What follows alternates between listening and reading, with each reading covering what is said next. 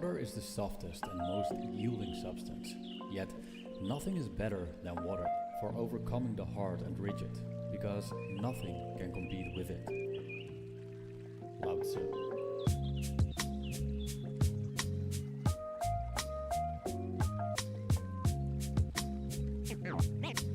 Name straight, new wave.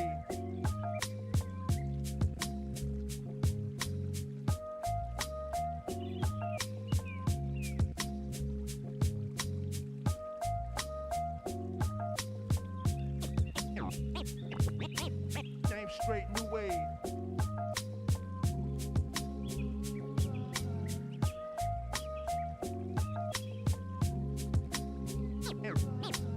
Name straight, new wave.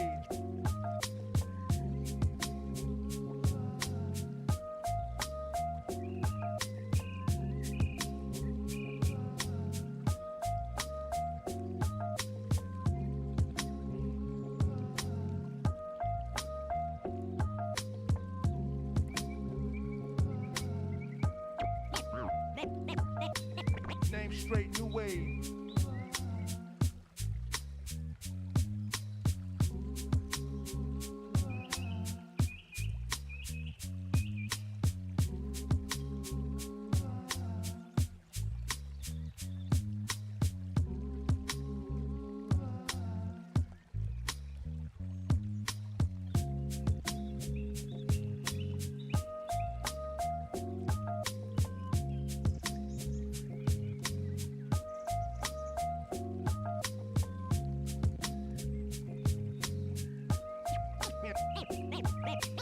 Name straight, new wave.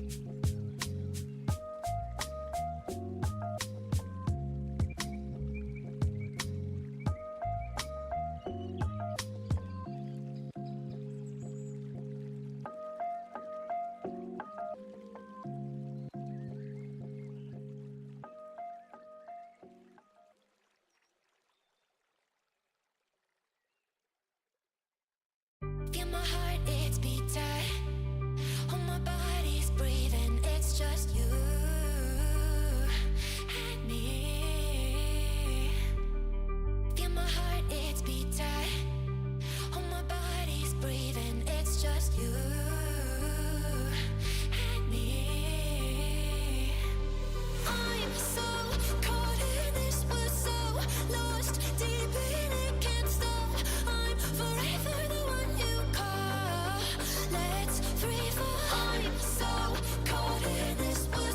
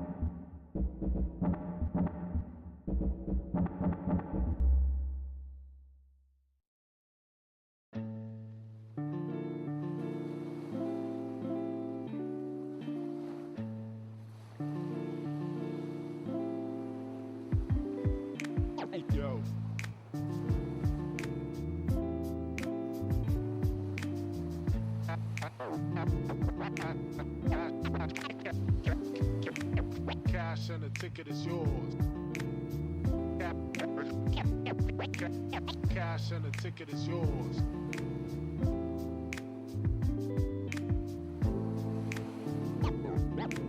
Yo.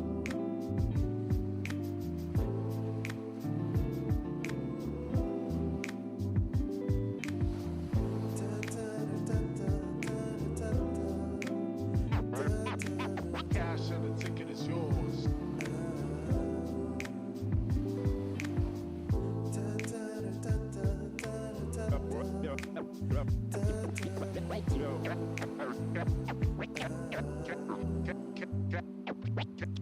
Cash and the ticket is yours.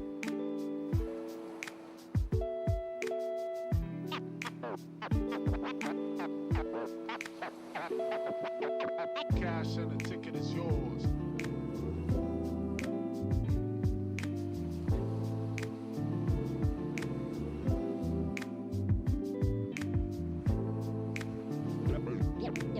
Yo.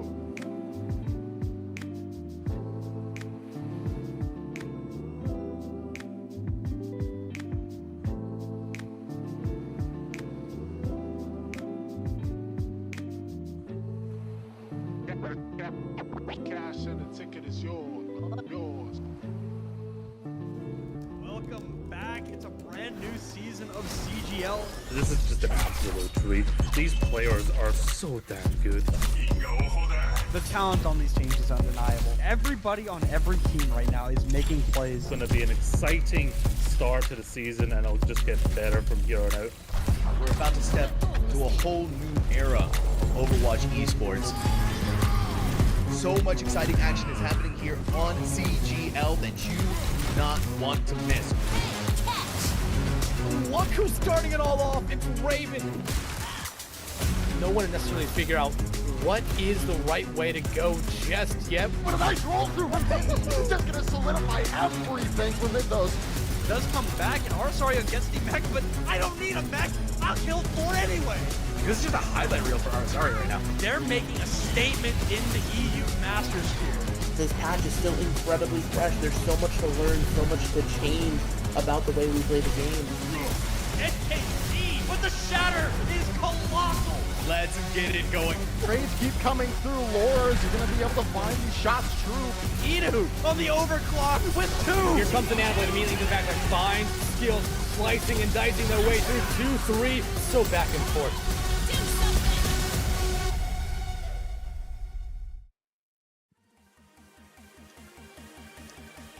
Ladies and gentlemen, thank you for joining us here this fantastic Friday night for some nice Overwatch. And no, your eyes do not deceive you. I am not home. I am not in my usual spot. I am currently in Fort Wayne at LAN. And Getster, I decided, hey, it's a great time for some casting Overwatch and a great time for what is our first time casting together in quite some time now. Yeah, it's been a minute at this point. This is also my CGL commentary debut. True. Personally, I have not casted here before because I just never applied to be on the broadcast team. But I've been around the block a little bit. I've been doing stuff for a hot minute in BPL, Tranquility back in the day. I think I've done like 1 SBCS broadcast so far. So you might recognize me from some of those places. But if you're a CGL only viewer, hi, I'm Getster. You don't know me. Actually, maybe you do know me. I think our team has played once on broadcast before. Yeah, Both of us play for Shoes Production Crew. I'm on a slight hiatus right now from playing the game, but I mean, it's good times all around either way.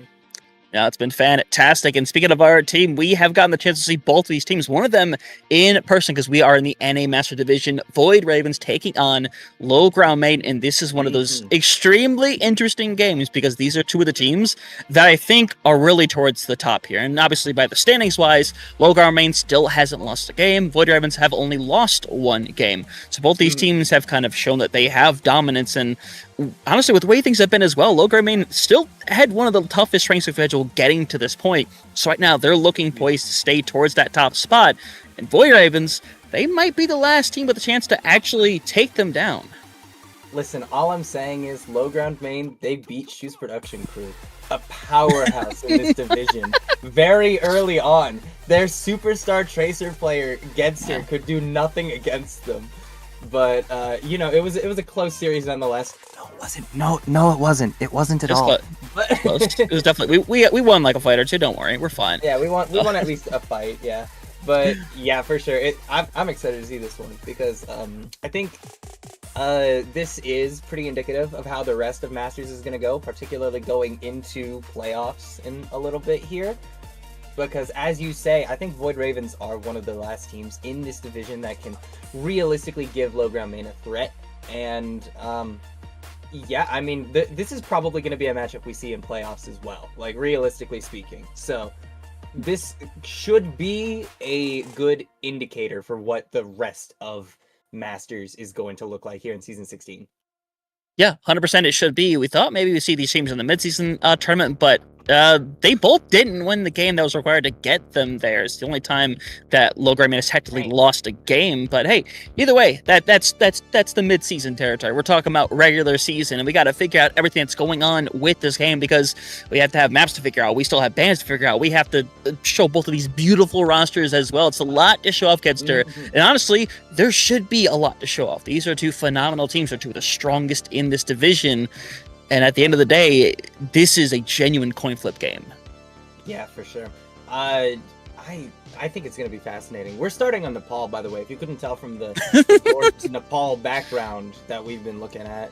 But, I mean, fairly stock standard map pick for map number 1. Sometimes you see a Lijiang thrown in there, but Nepal, I feel like this has historically been one of those maps that a lot of teams are very comfortable playing on, particularly in that control map pool. It's like, is it Lijiang? Is it Nepal? Sometimes you'll get a team that deviates over to Ilios. That's my personal preference, but I mean, yeah, typically one of these two, you know. Yeah, the cool thing about when you were in CGL and we're in the situation with the regular season is that the first map is always predetermined. So in this situation, everybody who's playing this week is playing Nepal. Everybody who is going into next week knows that, hey, we're going to have to go and practice Lijiang Tower and so on and so forth. So that way, it kind of gives you that ability to really zone in on one map, knowing, hey, we are definitely going to play this. But then after that gets her, that's when it starts to kind of change around a bit, where teams can kind of start to realize, okay, do we want to go about this early? Do we want to take this over to a brawl? Do we think we can still win it? There's a lot of variables that come into mind, but it's a situation where you're this early on, you know, you don't want to make certain choices too early. Yeah, for sure. I was thinking about this the other day, but we've come such a long way from, like, the format that was used in like seasons 1 and 2 of the Overwatch League, where the map set was predetermined before the game. Oh my god! Started. Oh my goodness, that's ancient history at this point. Like you start map 1, it's Lijiang. Map 2, Hanamura. Like every time. We lived at a point where there was a cat picking maps and bans. That was the funniest thing. Honestly, Nori was a hero for banning Mei for an entire stage. Like that was gorgeous. Pretty goated, but speaking of you know, hero bans, though. Exactly, gotta figure those out, and of course, low ground main going to be going out of their way to ban first, which, again, we talk about the way these teams try to go about a style, and obviously you don't want to be too bold usually when it comes to that very first ban. Usually it's something safe and like something strong that, hey, we just don't want to particularly deal with it, and we don't think it's going to be a big issue later down the line. I could give examples before, but honestly, the ones that have been picked, Gangster, have honestly kind of changed around in terms of like that consistent like 4, 5, 6 that tend to get banned early on, and Wuyong is slowly starting to become one of them. Yeah, I mean, this character has, despite the recent patch making him, I think, slightly weaker, still a very, very good character. Like, let's be real with ourselves. This character remains relevant no matter what happens at this point in the game's history, and it's not entirely shocking to see, but the first ban is going to be Zarya coming out from low ground main, so no tank ban on the board for Void Ravens. Gonna have to be a support or a DPS character. Yep, and Zarya has become one of those go-to tanks for a lot of teams. Zarya still incredibly strong, and the, hey, guess what, guys? The patch did not change that whatsoever. Nope. So, yep, so now damage support going to be on the board here. With Zarya gone, this may be a scenario where teams have to feed into something like the Orisa instead, and maybe with Void Ravens saying, hey, they don't want to play the Zarya, they don't want to deal with that, Void Ravens decide, okay, maybe we want to try to slow this down even more. We could take out something like a Lucio early on. I've seen that happen. It's kind of strange to think of, but it is a very legitimate option. But I didn't even look. I swear I didn't even look. That's great. Land buff. Land buff activated. He might be a genius, chat. That's actually crazy. That is wild. But yeah, I mean, with Lucio off the board, it's going to be a significantly slower paced game. Obviously, you can still bring along that Juno if you're low ground main or Void Ravens, but that is going to be your only option. That's Speed Ring, and it's you have to be a lot more decisive about when you utilize that than you do if you bring a Lucio along, right? Because Lucio, obviously, he can just switch into the speed at any time he wants, away from the healing and into the speed. And Amp, obviously, also on a cooldown, but you have that option with Lucio. Meanwhile, with Juno, you need to be a little bit more careful, a little bit more practiced. Yeah, 100%. This is going to be one of those weird control maps to have Lucio not be available. Because this plays in a very particular way, where a lot of the fights you're going to have, you're going to be swinging on these corners. You're going to have to kind of go aggressive around them. And it's a situation where you either have to conform to, hey, we have to run Juno in the situation, which Juno doesn't get a whole lot of playtime nowadays, or you have to kind of go down this thing of, hey, let's fully slow it down. Let's go with that Orisa and let's just play for the poke, or maybe even go something out like the Sigma, the Hazard, are also great choices in this situation. But it's something you do have to figure out, because this early on, you have to set the pace. Yeah, it's going to be a very interesting matchup going forward into this one. We've set a lot of the stage up here, but, I mean, these lineups, these players, man. Altaria, Pengu, Hunted, Nerve, Lynx, Void Ravens have been super consistent throughout the entirety of this season so far, so very excited to see how this plays out. And yeah, I'm excited to see the squad. Obviously, I'm familiar with a lot of the members on this team, whether it was previous tournaments like SBCS, where I've seen them before, but this is an org that honestly has done a lot of great things. It's gone very far in a lot of different tournaments. I'm excited to see them play here today, but I am also excited to see their opponents, a team that, once again, has not lost a regular season game yet. Low ground man, you got... Yep, right there. Yep. Fred and Kind on DPS, High Quality on Tank, and then Swag Daddy and Saucer in for the support. Love seeing a little Winton in my life. And with low ground main, the way they play, their name is not an exaggeration. They like to play fast. They like to be up in your face. They do not want to give you room to breathe. They will try to take every single fight first if you let them. Yeah, just being able to set that pace. I mean, it's kind of... You can kind of tell just by looking at their preferred heroes, right? They love being able to set the pace and play those fast-paced characters, Tracer in particular. I remember playing the Tracer duel against Kind. That was not fun. That guy's got it cracked in the video game. Like he's pretty good, so keep an eye on him. Yeah, do not want to be in that guy's way, but we'll see how much of a threat he ends up being in this game. Again, Void Ravens, a team that definitely has shown what they can do and what they can get away with. But it's different when you walk into a beast like that, because obviously they are seasoned in their own right. I can't speak English today, apparently. But either way, we're land debuff. The nerf has come through. But either way, we are getting ready, getting set for our first map, Nepal. And by the looks of it, Sanctum gonna get us going. We are clapping out here. Let's go. Love to see it. Love to see it. If I'm being so real with you, this is my favorite point on Nepal. It is. It is the best one. It is the best one. See, like you know ball. You understand, Hunter. You're that's why you're my guy. That's why you're my main tank. Is that surely that's not a mouth across the way. Surely I don't see the big man standing there. I hope I'm wrong. I really hope I'm wrong. Okay, I'm wrong. Yeah, it's the big girl. All right, let's go. I'll keep it $1 with you. I saw that outline and I was like, oh, it's Orisa. And then you said Malga and I was like, oh, I'm second guessing myself now. But it is gonna be the Orisa rolling out here for low ground main. Void Ravens, meanwhile, on the other side, opting for a D.Va. Going to be a very interesting matchup. Both of these players going to be teleporting their teams forward with the Symmetra. Not both of them going to be going over to the Tracer, though, with Kind on the Genji instead. I do like that pick. It's going to be very interesting to see how that plays out, though. Yeah, High Quality Man does have to be a little careful. Those cooldowns can last a really long time, so you kind of have to hang around, wait for your right moment to strike. A Hunter just has to hang around, keep kind of bringing this pressure, and wait for Altaria or Pengu to find that opening shot to get things going. But for the time being, guys, things are kind of slowed down as you're seeing a 1v1 presence on the point, and Void Ravens Almost got it for free, but not quite.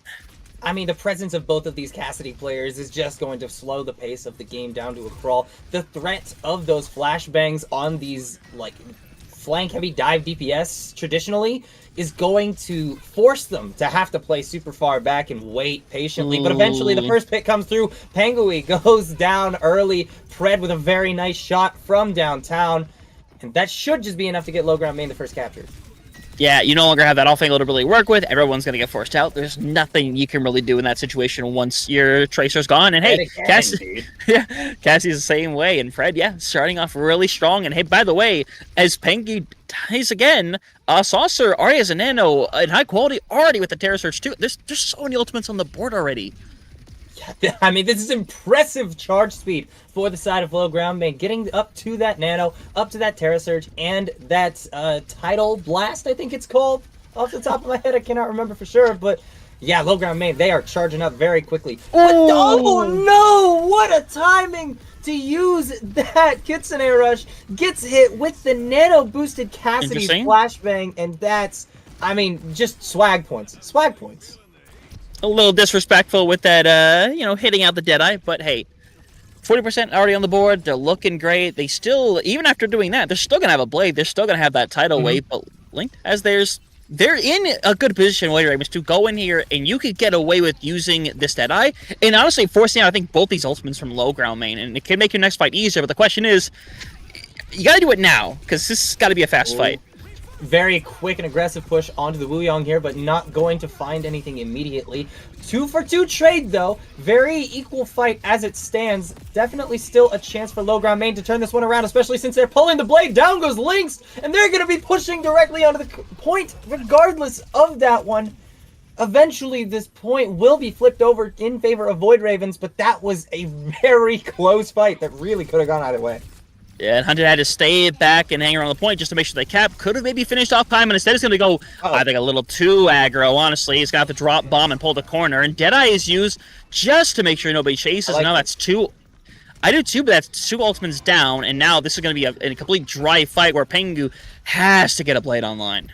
I mean, using that Deadeye just to ensure that your Diva is safe to remech is such a good play there. I mean, it's not optimal to use those ultimates, obviously, but if you need to do it in order to be able to take a fair fight, then you got to do it. Lynx is going to be the first to fall in said fair fight, and the members of Void Ravens just continue to fall. Obviously, it is so nice to get a pick onto Kind there, but oh, it just gets worse. Pengi also going down as again, and eventually low ground main, they get the flip anyway, despite losing out on a couple of players there. Yeah. 100%, but now Nerve is able to get them in with that Kitsune Rush, but High Quality does have the game under, especially if Saucer decides to nano this, because honestly, if you can nano Terror Surge, and you could get rid of Lynx here without any issue, but they're going to go in aggro, the Sleep comes out, and now the Blade's got to come up big. No nano yet, but the Blade is here for Pengi, does find the pick onto Kind. Terra Surge does get popped, but as you pointed out, it's such an important ultimate. Does not really find any immediate value, but now the Orisa is just standing here on the point. You are forced to address her, and that nano is going to make it a whole lot more difficult to do so. The Genji is quite low, but the first victim of the Battle Cattle will be the Kiriko of Nerve. And now that makes things so much harder. Hunted tries to come back on the Doomfist, but it won't be enough. Pengi finding Swag Daddy in the back could be absolutely massive. That is the only ultimate low ground main has on hand right now. But another pick rolls through for the side of low ground main, and that might just be enough. There is a quick contest from Lynx, but Swag Daddy has this Tidal Blast in the back burner if he does need to use it. This should just eventually be a good one fight for the side of low ground main. It is, and it's great stagger touches coming through, but it's not going to matter. But you got to learn it. You got to get better at it. We're going to get one more sequence of touches in, and honestly, it's a great job, but unfortunately, they don't have the ultimates to come back and actually make something happen. Unfortunately, they get bullied out, but 171, not bad all things considered. Just Void Ravens struggle to get in right out the gate, and Control is one of those maps where you have to get in out the gate. Otherwise, you are playing from behind, and you have that pressure of saying, oh, if we lose this fight, we lose the round. You don't want that pressure sitting on you. You want to play with the least amount of pressure possible, unless you're a freak who loves the pressure. I mean, hey, more power to you. But in most cases, you want to play cool, calm, collected, and it's hard to do that when you see that percentage at 80, 90, 95%. Mm-hmm. For sure. Not a whole lot of compositional changes we're seeing from the side of low ground main here, but Void Ravens, I mean, never mind. Okay, they are going to be going to the Tracer Genji still, just not the players that were on it initially. Winston will be the decision here for Hunted, though. I do like this plan from them. Yep. Obviously, Winston, alongside the Tracer and the Genji, a legacy composition. We've been seeing it since the dawn of Overwatch, but just works just as well in 2025 as it did back in 2016. We're coming up on 10 years of this godforsaken game. Goodness me. 100%, man. It's kind of crazy, all things considered. But Hunted ideally wants to try to somebody like Saucer or Pred out. That's what Hunted really wants to go for.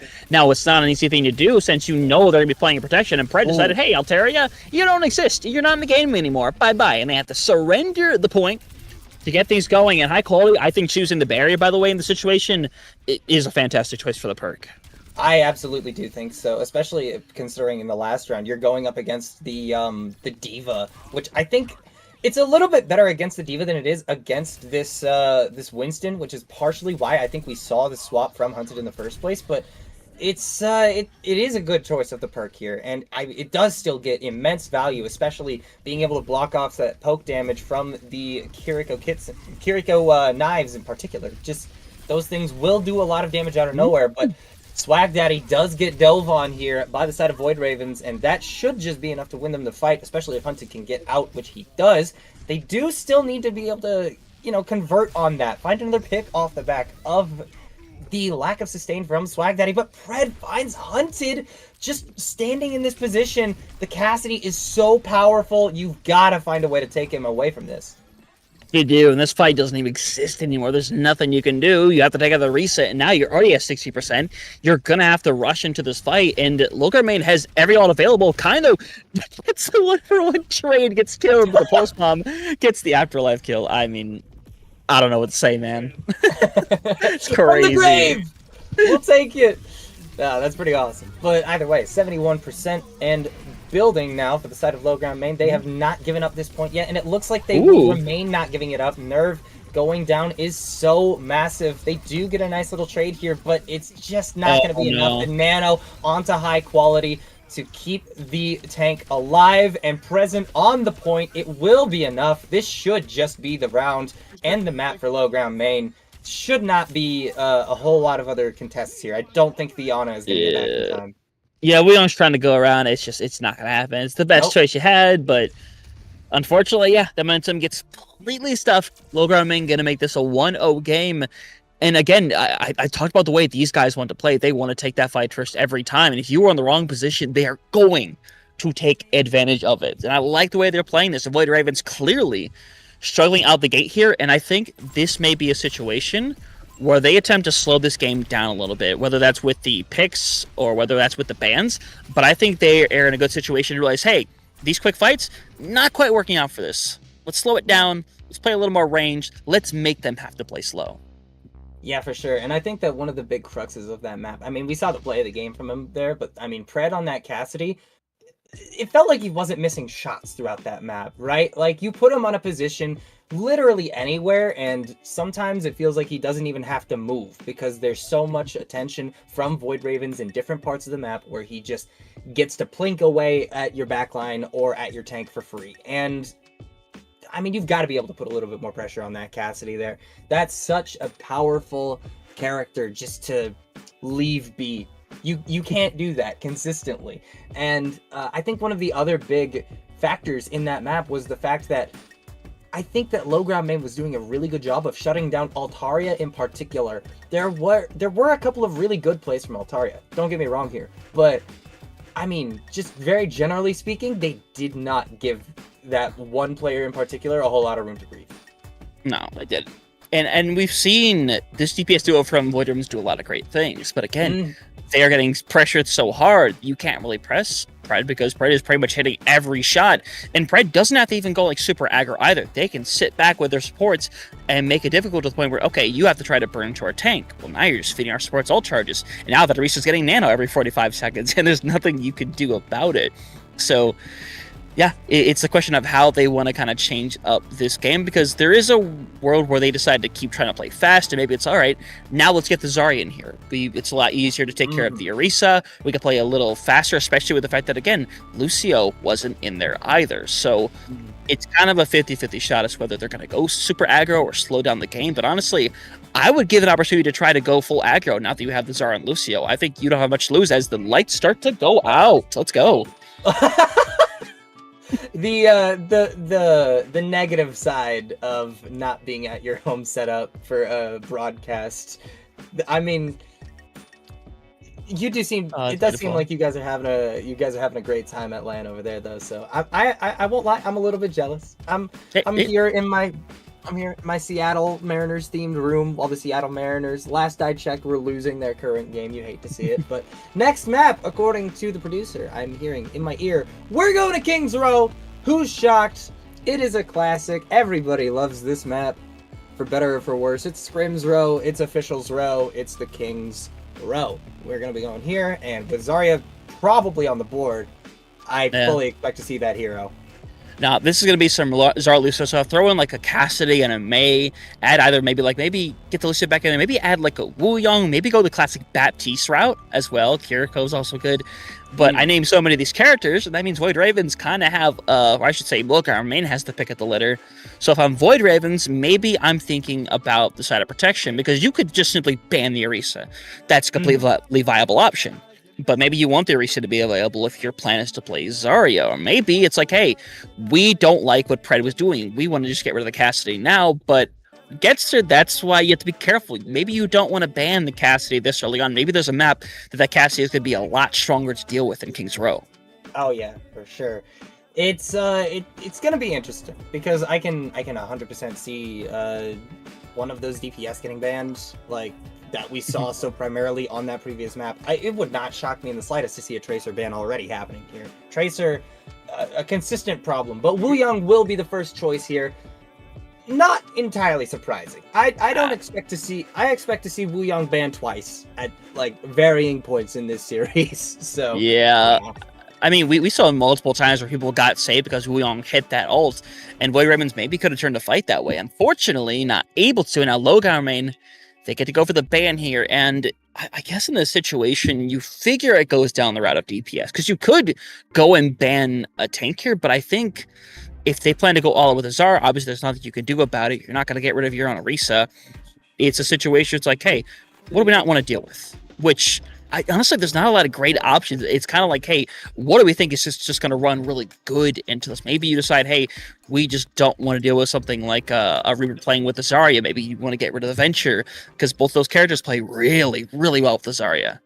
Yeah. Again, I didn't look, man. It is going to be the Reaper. My God. Dude, you might be a prophet. You might actually be a prophet. P8. That's crazy to say, bro. That prophet. Okay. Phew. I mean, that's crazy. That is actually crazy. But yeah, I mean, Reaper is going to be... Oh, it's not going to be King's Row. Oh! It's not in the map pool, so it's gonna be Surabasa instead.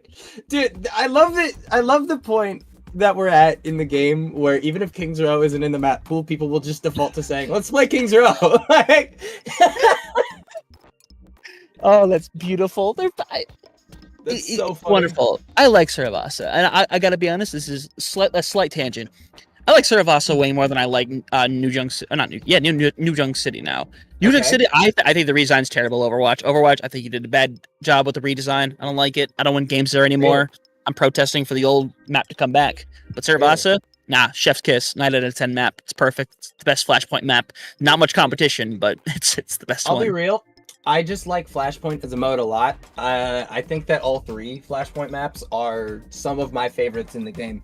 I'm a big fan, personally. No, they're a lot of fun, and I'm excited to always see Saravasa come up and be able to have a good time. So we'll see what the case is going to be, but you know, a lot of our points on Kings Row do transfer over to Saravasa. This is still a fast-paced map. A lot of these fights are going to swing on corners. I still think the Zarya is really good here. I think the Orisa is still really good here as well. I think Winston, that we kind of saw glimpses of, does have some viability too. But we'll see what the case is here shortly as we wait for both these teams to get ready to go, as it seems that wait is no longer. Saravasa, it's a beautiful map. And if you're a ball lover, oh, you're going to love it even more. Dude, show me the ball. Show me the wrecking ball. I would love to see it. It would be so fire. It'd be funny. It's possible, but no. It's just not quite what I would have thought. Obviously, they're trolling because they're trolling. They got to be trolling, all right. But to be fair, yeah, they go over to Lucio. Nerve being on the Tracer makes sense. Nerve is an amazing Tracer for everything that I have seen.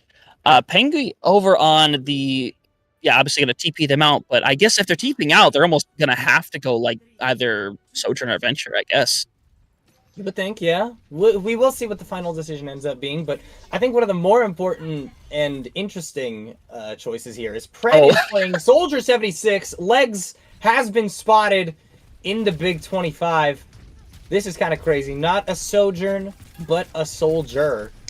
Yeah. It's going to be that the Orisa versus Zarya matchup we were talking about, and the Soldier does just run down Nerve immediately, so we will have to wait a little bit longer to see this Tracer prowess that you mentioned. I am very excited to see it. Hello? But before that even happens, the first capture will definitively go the way of low ground main. Yeah, and we're not living in the days where Soldier's a bottom 5 DPS. We're not living in those days. It's a very niche character now, but honestly, it's a really consistent character, as you can see. Consistency a la mode, as Pred is just going to keep lighting up the scoreboard. Yeah, I mean, if it works, it works. Hit the shots, and they'll die eventually. That is huge burst damage, but, like, where are you, man? You're, like, out in the middle of nowhere. Bro, it's Albuquerque, bro. Albuquerque, New Mexico. Oh, but doesn't land all the necessary shots immediately. Does eventually get the kill onto Altaria's Lucio, and the flank is going to pay off. There is going to be point presence for Void Ravens, but it's not going to be enough. It's not going to be a fast capture at all. This Zarya should go down, and honestly, that should just seal the deal on Void Ravens' chance at taking this first point. Yeah, if I'm them, I'm just regrouping. I'm ready to run towards that next point, get something going in Nerve. Please do not die this late. That wouldn't be the best case scenario. But I mean, you look at the ult game already, and Kind is going to have a pulse bomb. Low main, everybody is 75% or higher, and for Void Ravens, I mean, the highest they're close to is 60% with a rush. I mean, they are not in great territory. So if I'm in a situation, I'm either bum rushing Pred or I'm trying to bum rush this back line. Like, you have to do something here. And it's as you say, there is a very aggressive push onto a backline character here, and Swag Daddy will be the victim.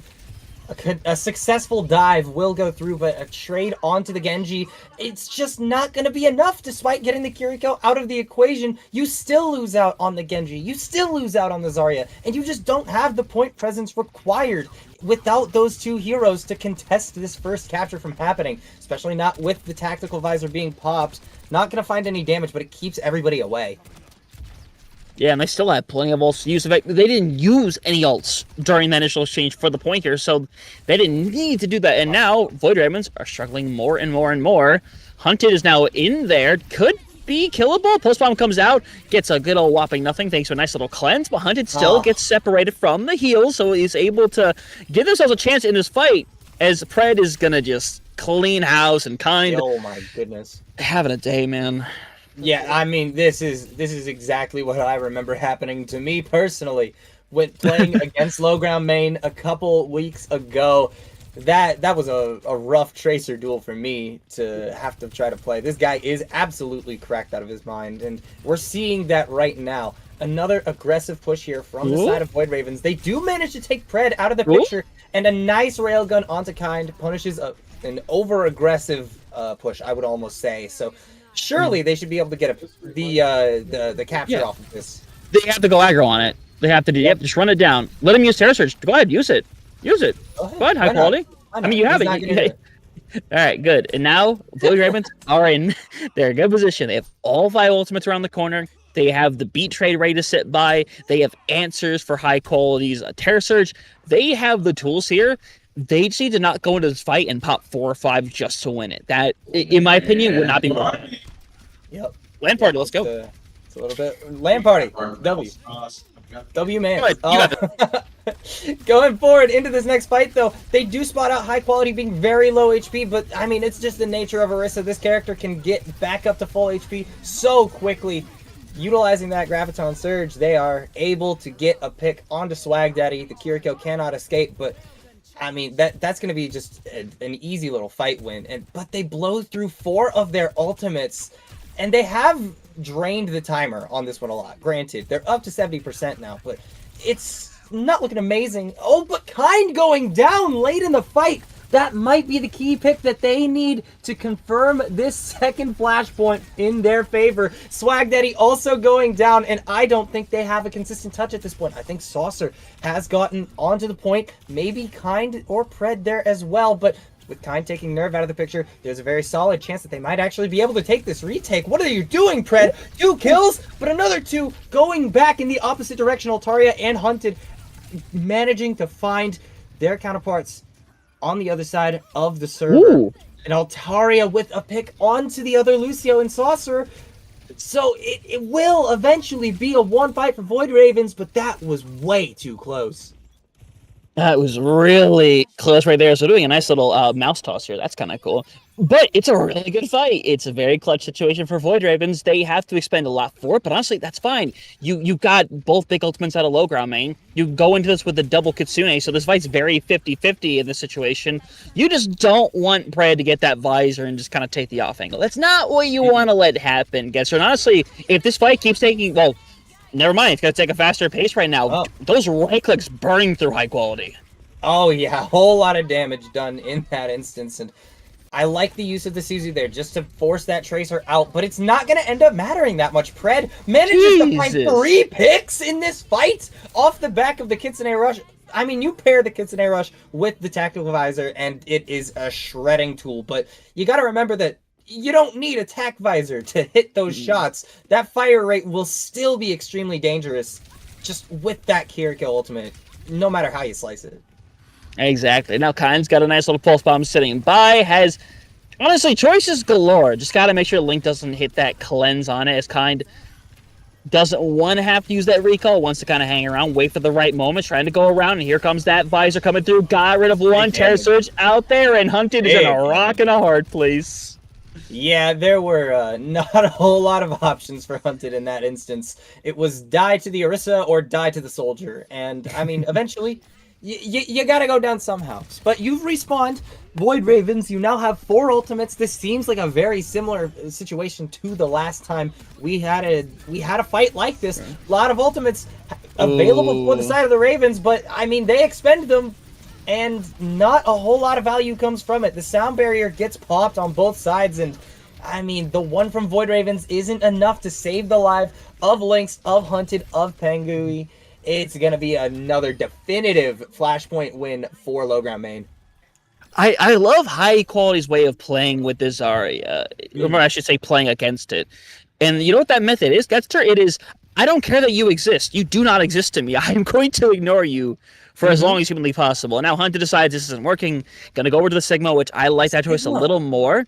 It is a slower pace, but I think it offers more sustain. I think it's going to give them a better chance in these fights, because that tank needs to stay alive.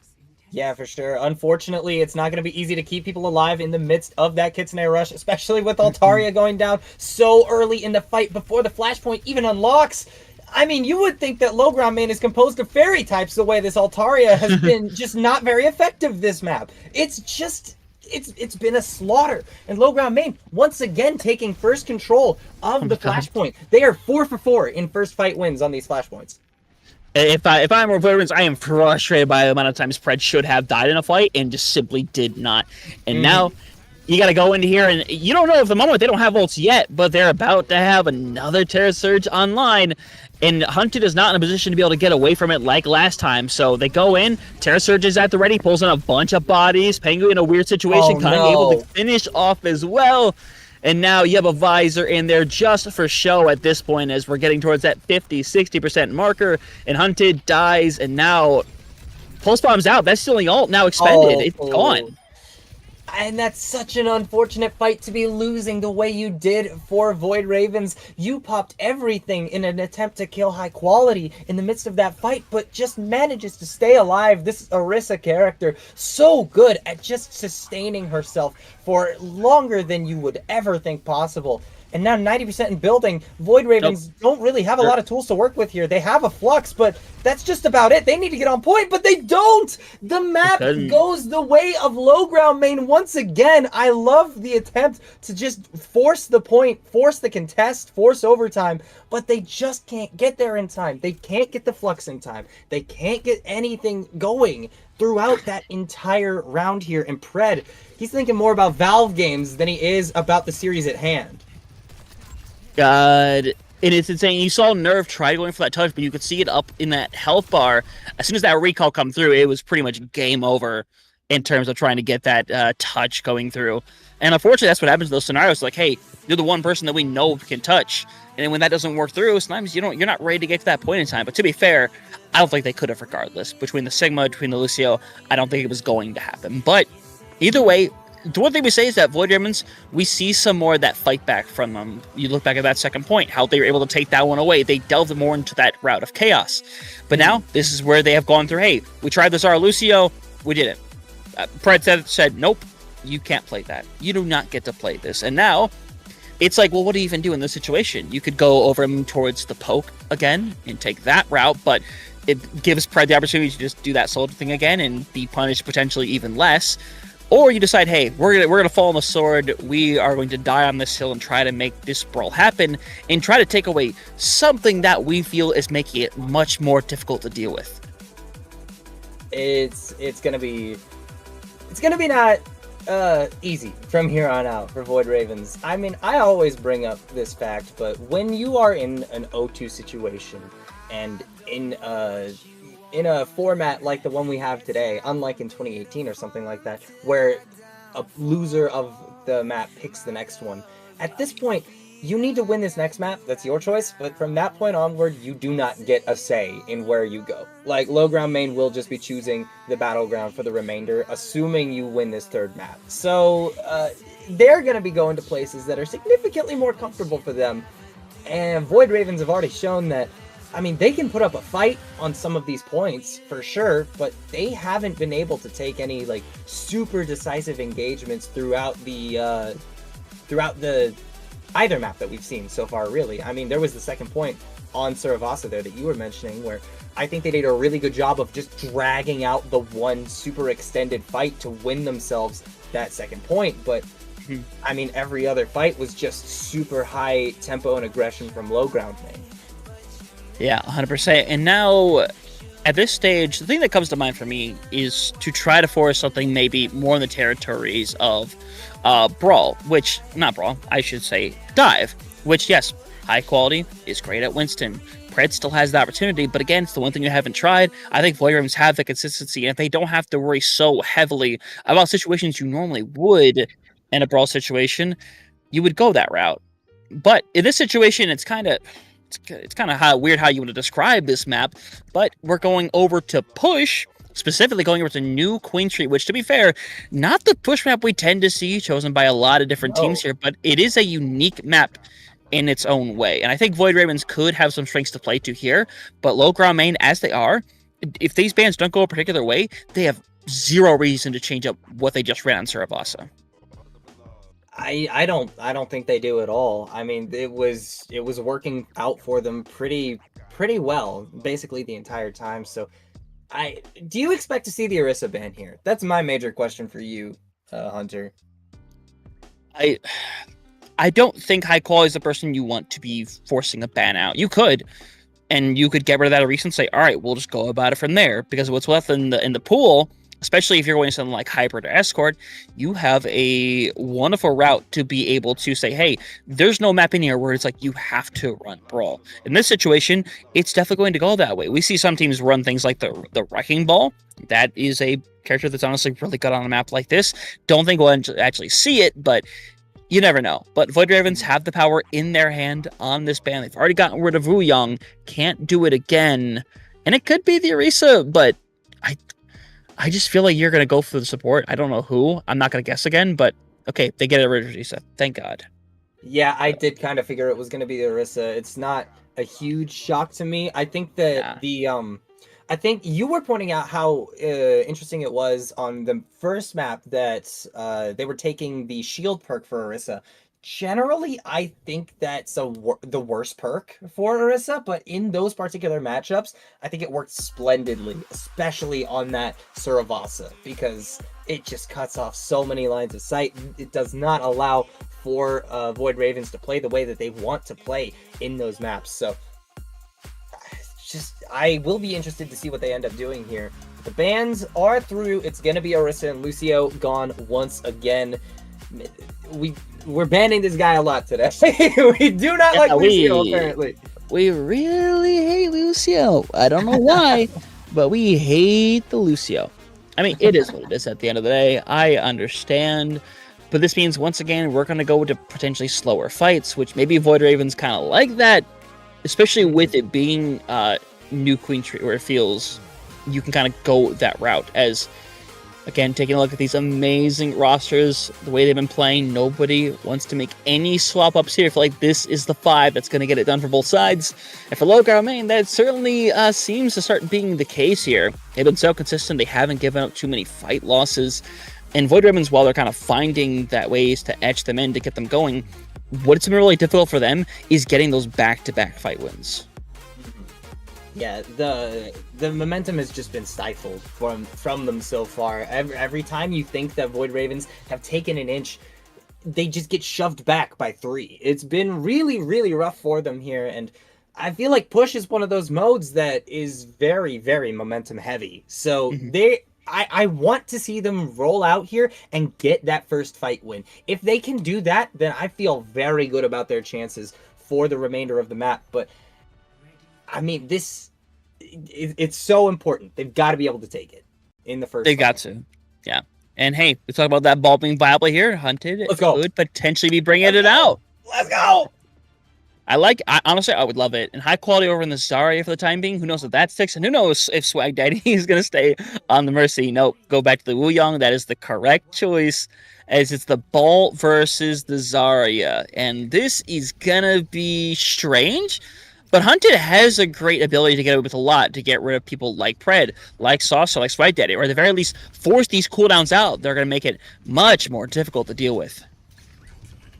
Significantly more difficult. Oh my god, Pred, why are you isolated that hard from the rest of your team? So far away is this soldier and just gets punished instantly by this highly mobile composition coming out from Void Ravens. Oh, Hunted. But, I mean, they're still going to be in a little bit of trouble here. Nerve and Hunted both kind of in the back line, but off of just that one fight one alone, they've already gotten a little bit of distance. Pred has swapped over to the Cassidy that we saw earlier, and will be able to find Altaria at the beginning of this first proper fight. Kind also going down, though, a 1-for-1 trade on the DPS lines here. I mean, walk me through what this has gone. Walk me through what this has been like so far.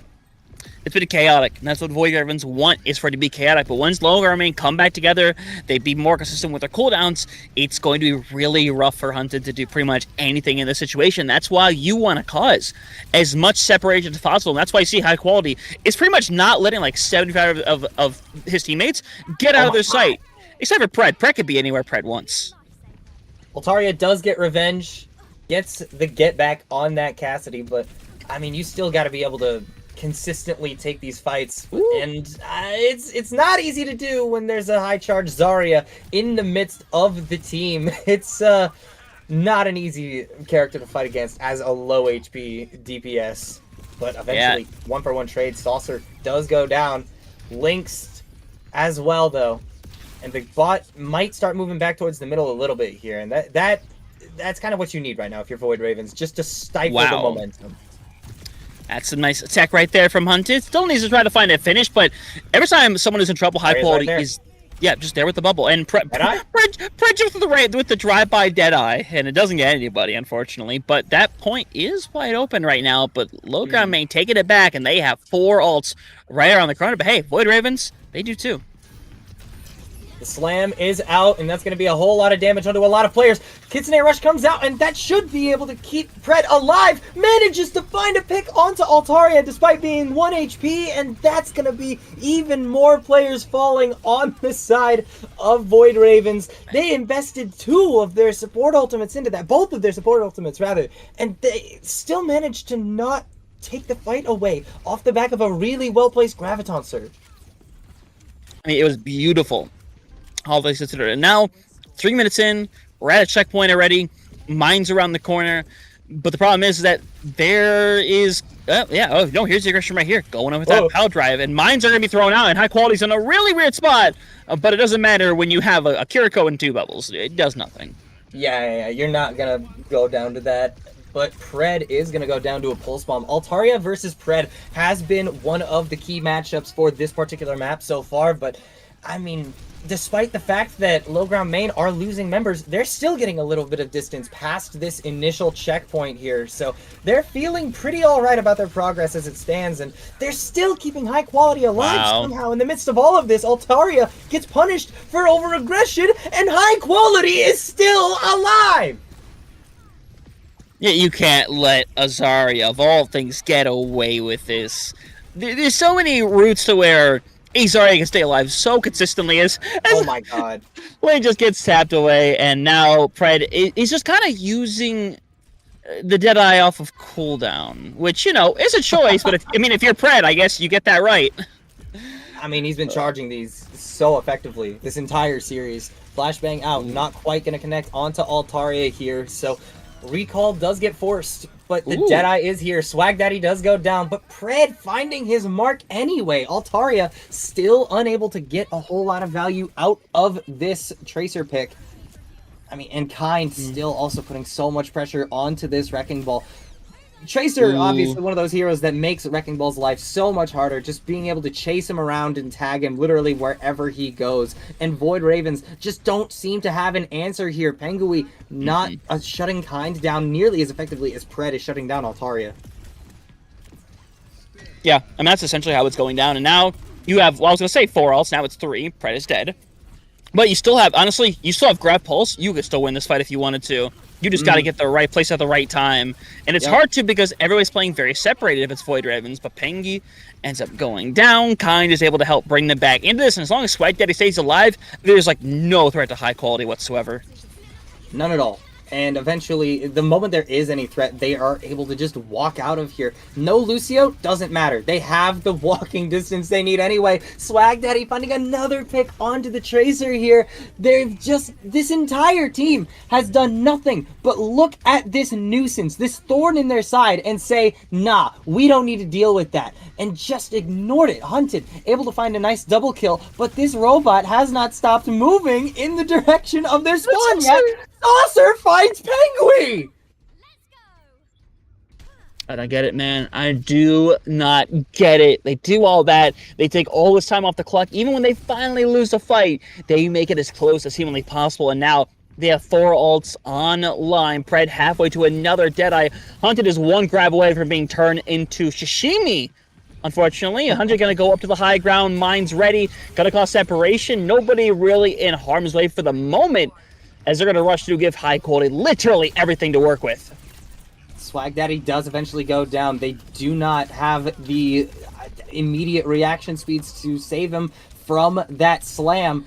But, I mean, the Tidal Blast coming out from Lynx doesn't get any immediate value because there's just not enough time for Altaria to follow up. And the DPS die again. This should just be a free pick onto the Ana, and it does end up being so. And another onto Lynx. Pred is unstoppable right now. Yeah. And now you go to this, you're not going to have anything outside of that Deadeye. You're nowhere close to anything else either. Low ground main are just doing what every team should be doing at this stage. If you're this far ahead, you take 50-50 fights. maybe there's a point where maybe they push for the end, but if they keep like saying, hey, we lose a fight, we win a fight, lose a fight, win a fight, it doesn't matter to them at that point. They just go in and they keep doing the same thing, and it'll work out in time. And hey, maybe it's the time right now, Getzer, to try to end this thing. It very well could be. They have the tools they need. Pred finding more value still, and players are falling. They're very near the end of the map, low ground main, and they have a pulse bomb. They have almost the Kitsune Rush to close this one out with entirely. And I mean, Void Ravens just don't seem to have an answer. They don't seem to have tools. Pangui does have the Deadeye, and it does manage to find Kind before popping it, but I mean, you still have such a crazy mountain to climb up if you want to stay alive in the series at this point. Yeah, and now you see, unfortunately, a weird spot there for Swag Daddy, but hey, tried to stay alive, tries to do a little flankaroo. Doesn't happen, though, and it could be a good pick on the Saucers, trying to lead them away to try to DP. Looks like it's going to work momentarily, and Saucer will be able to stay for the good spawn. Swag Daddy got them as well, and Hunted, unfortunately, goes down, so that fight win before, all it's doing right now is prolonging this game as Logram is going to reset. Yeah, they managed to get the reset and not even allowing for the forward spawns to get disabled because Pred, I mean, you're still just WM1ing with this character at this point. Is this Cassidy or is this TF2 Pyro? Like, he just cannot stop. The momentum going forward has been perfect. Nano out onto Lynx in an act of desperation. Swag Daddy goes low and dies. Sorcerer goes low but manages to get out, at least for the time being. Does get hunted down by Hunted eventually. But, I mean, this ball can't stay alive forever. Kind gets the kill and manages to escape. The robot is moving in the opposite direction, but with only 1:15 left, it just does not look possible for Void Ravens.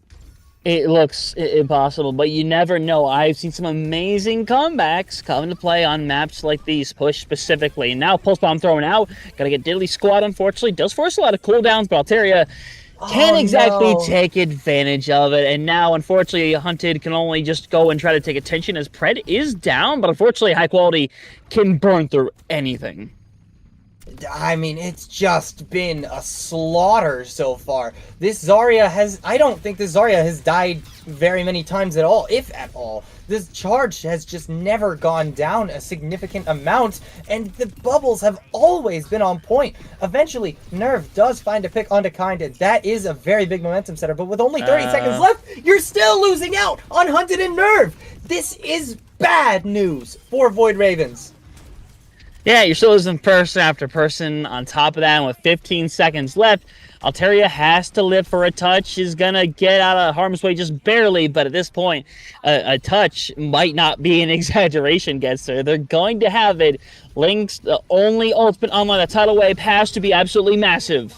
Yep, they put that tidal blast on the Wrecking Ball, send him into the backline to try to find an extra pick, but it won't lead to anything immediately. Lynx and Hunted out of the picture. Nerve going down as well, and the Ravens' wings are clipped. Low ground main will definitively take this one away. Hunted will leave the game before the map ends, but we all know what this is going to result in even after the unpause. It will be a 3-0 in favor of low ground main, continuing to assert their dominance over the North American Masters Division. Yeah, and there is no one so far in this regular season that has been able to take them down. You look at what they have left to be thrown at the wall. You have, honestly, a couple of really good teams still waiting for them at the end here, but they go in here, they do something fantastic. They do a great job in this game. And this, again, we talked about, or I talked about, I should say, what this team wanted to do and what they liked doing from the outset. And now it's playing aggressive, taking all of their fights first. Well, guess what, Getzer? They played aggressive, they took their fights first, and they won probably about like 80% of them. It's crazy. Mm-hmm. The lights were shining bright, much unlike the land that Huntertain is at, and that's where low ground main. That's where low ground main shines. You know, like being able to perform under pressure, even against a team that coming into this we were thinking could be like a major roadblock for them. It didn't even look like it at all. I mean, if that was pretty definitive for the side of low ground main throughout. Nah, it was super definitive, and it's only you want to keep singing for a squad like this, who at this point is becoming the favorite, honestly. From everything that we have seen, from the way every team has been, they are still the only team to not lose a game in the regular season. The way things are going, maybe it's going to stay that way. You never know. They have a game against the Fallen still. The Fallen, which took them to a map 5 earlier this season. They seem to be the one team that was able to truly draw blood, in a sense. So it's kind of a situation where we kind of have to wait and see what the situation is going to be, Getster, because right now, doesn't feel like a team can top them yet. But hey, there are some teams that haven't gotten the chance to try, so that might be a situation where, hey, we have to wait till playoffs to see something like that. Yeah, for sure. I do think we are going to have an interview from Low Ground Main as well on this broadcast, so I believe we're going to be going to a quick break, so don't go anywhere. I know this was a fast series, but we do have one more thing for you coming up after this very brief break.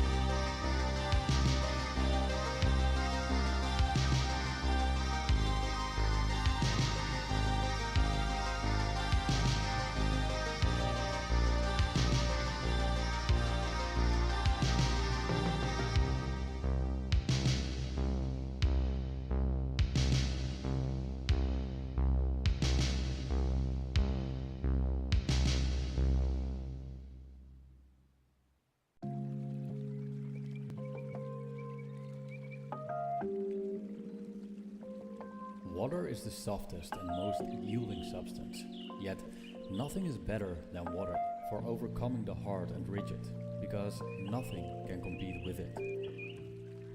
Lao Tzu.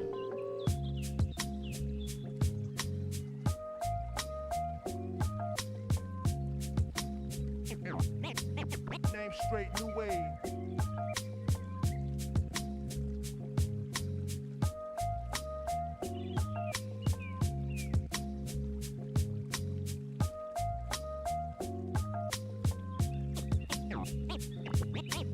Name straight, new wave.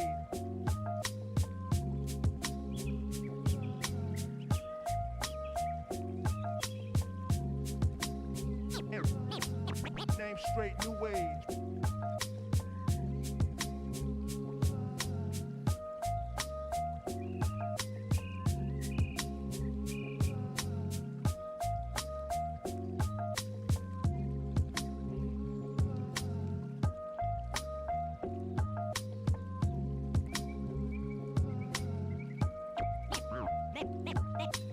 Name straight, new wave.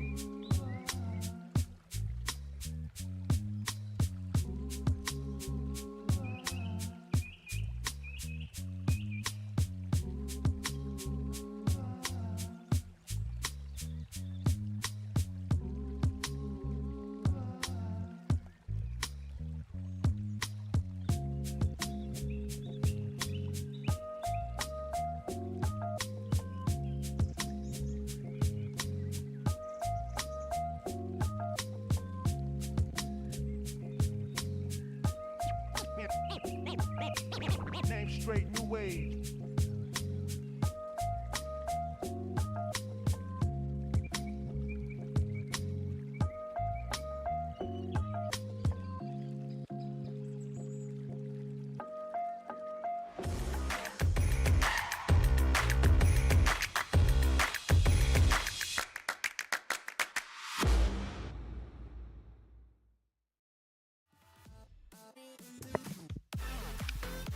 Ladies and gentlemen, welcome back once more at the conclusion of our Friday night game. And hey, it went by a little quicker than we had imagined. Big win for Low Ground Main, staying undefeated in the regular season, potentially poised to have that golden run. And we're going to talk to a couple of members here today as... It's wrong. It's wrong on the screen. Yeah. I was like, that doesn't seem correct. We have Kind and Swag Daddy 69 here. And hey, first and foremost, congratulations on a massive win here today. Thank you. Yeah, 100%. Yeah, it was big. And hey, you go up against a team like White Ribbons, who's done really good throughout the regular season. Would you say the prep was, hey, this was pretty standard for how we prep for each team week to week? Or was there perhaps more that went into learning about this team and learning, hey, what do we think runs the best against them? I'd say our prep boiled down to making sure like we were good on our heroes, because I feel like sometimes we just overcomplicate things. We start planning for every single outcome. So you just got to play your heroes, and if you play it well, you don't have to worry about what the other team is playing. Yeah. For sure. Well, what's up, fellas? It's good to see you guys in the server again. My major question for you, I didn't get this one answered beforehand. I wasn't gonna put it on broadcast, but now I'm gonna. Was this an easier affair than the match against Shoes Production Crew, the greatest team ever put together, or was this more difficult than that one? Rabbit, you take this one. I would say that this was more difficult than that one. Okay. Oh my god. Yep. We are never getting streamed again. I think that's just the way it is, you know. Think this through very carefully. No, it's all good. It's all good. It's phenomenal. It's all jokes. They're both good matches. It's all love. You guys played phenomenally today and in that previous match, but my real questions now, my actual questions. Now, the main thing I wanted to talk about is the fact that there were a couple fights during Suravasa in particular where you guys were playing really well. You were still losing out on players throughout the fight, but going into New Queen Street, that was a significantly more dominant map than the previous Suravasa, and it happened even after you guys had the Orisa banned away from you, which you looked so good on in the first 2 maps. So walk me through what the swap to that Zarya composition going into map 3 sounded like in the comms. Actually, honestly, I'll take this one because okay. I was the one who told Quality to swap Zarya. Okay. A big thing like that we really struggled, especially in mid-season matchups where we kind of lost first round. Don't talk about that. But the big thing we struggled with was not being able to adapt to a Zarya comp. So I just told Quality like, you're eventually going to have to play Zarya in a real match, so you might as well just get started as fast as possible. And so we just tried it out, and it worked really well. Yeah, it did work out really well. It kind of seemed like you guys, once you had hold of the momentum, it just could not be stopped in the slightest. But the other major question I had for you guys was regarding the DPS line throughout the entirety of this. I mean, both you, Kind, and Pred looked really nigh unstoppable, especially Pred. I think Pred maybe died like 5 times in the entire That season. guy is different. That guy is. That guy is different.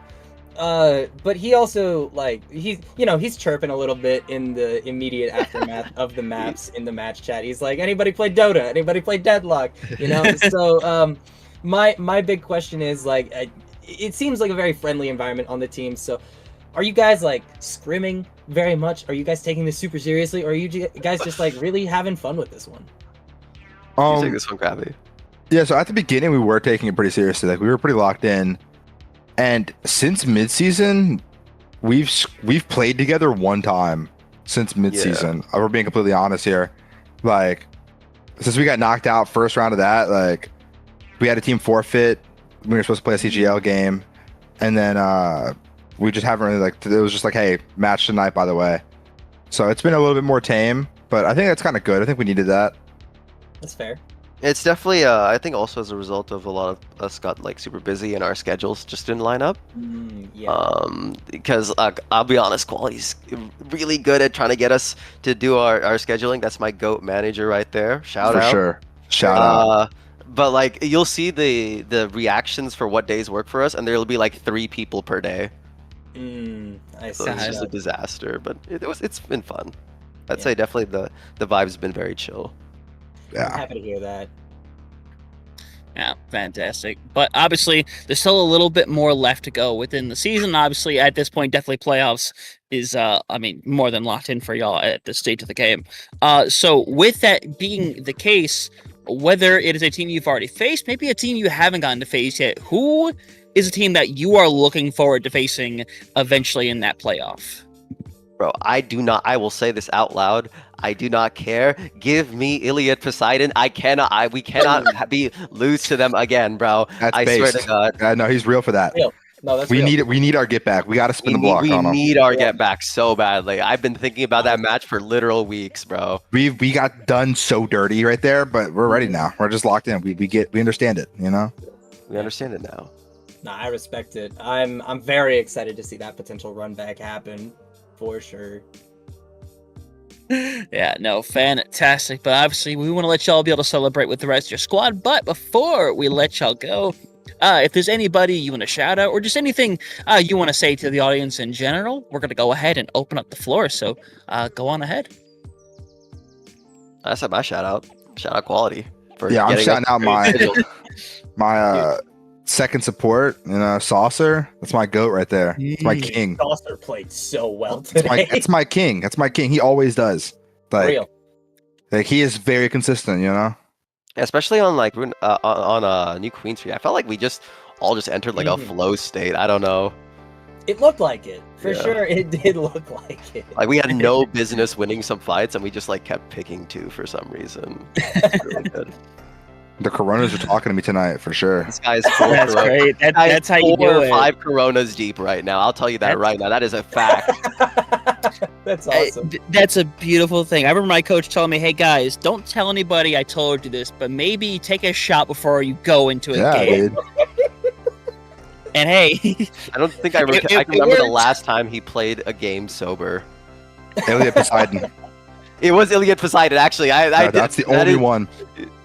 That was the mistake. That's why you lost. That's why we lost. He played it sober.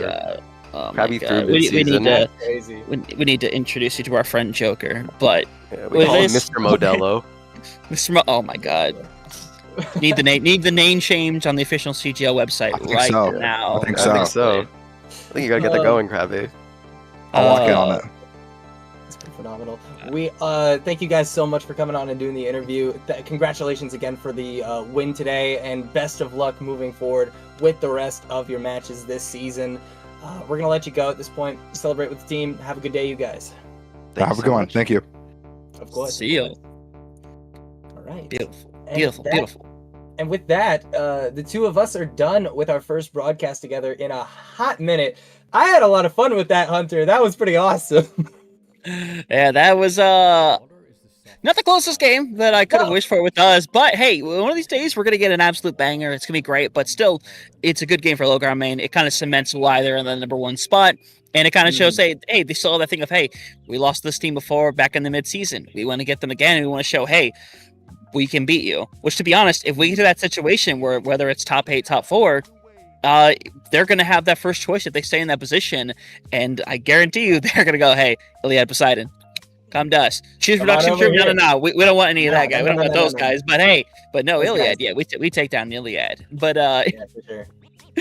For White Ravens, it's just back to the drawing board. You just got to learn from this experience, take with it. They still have a 4-2 record. They're still sitting in a good position to potentially get that top 4 area if they can be consistent with the rest of the season.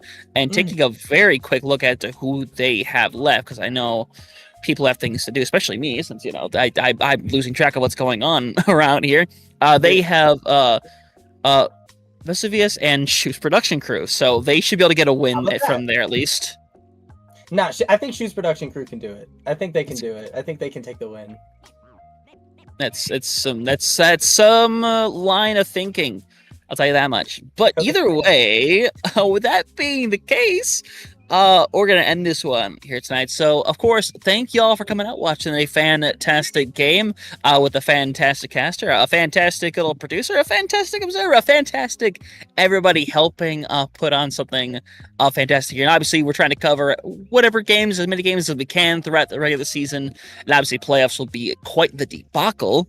I say that in a good way, by the way, definitely a good way. Don't tell Headrammer I said that.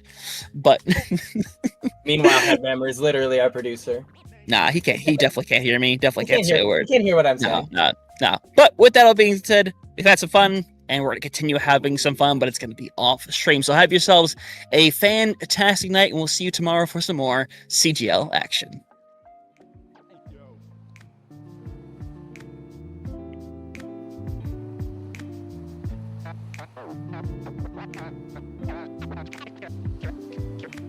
Cash and the ticket is yours. cash and the ticket is yours.